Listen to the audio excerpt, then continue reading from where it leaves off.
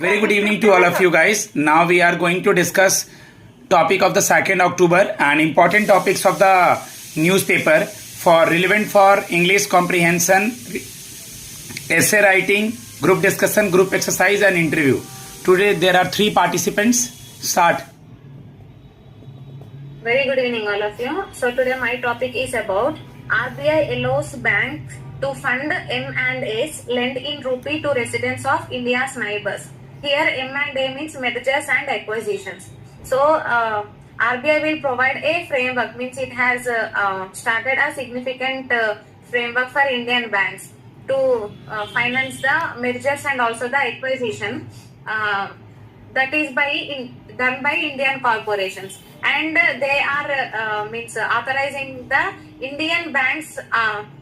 Indian banks are newly permitted to extend the rupee denominated loans to residents of the neighboring countries of India like Sri Lanka, Bhutan, Nepal and all. For this is for cross-border trade. So there are some details about the funding for this Indian corporates, like RBI new framework for this domestic M&A means mergers and acquisitions lending is for it is a major policy shift, and the Indian banks are also previously restricted from directing these types of financing corporate takeovers.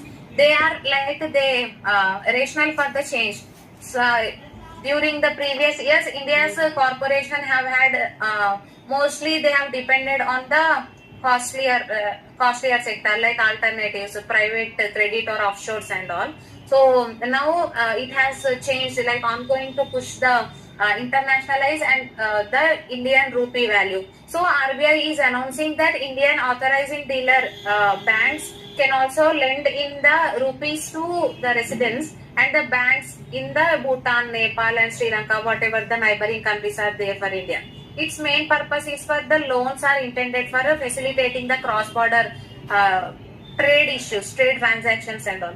It has some benefits, like this move this significant move is designed mainly to reduce the transaction cost and mainly depending on the hard value, we are depending on the hard currencies like US dollar for trade settlement and all. So to reduce that dependence, this has planned, and it also aims for making the Indian currency value, that is rupee liquidity, more accessible in neighboring economies, neighboring countries like Bhutan and all.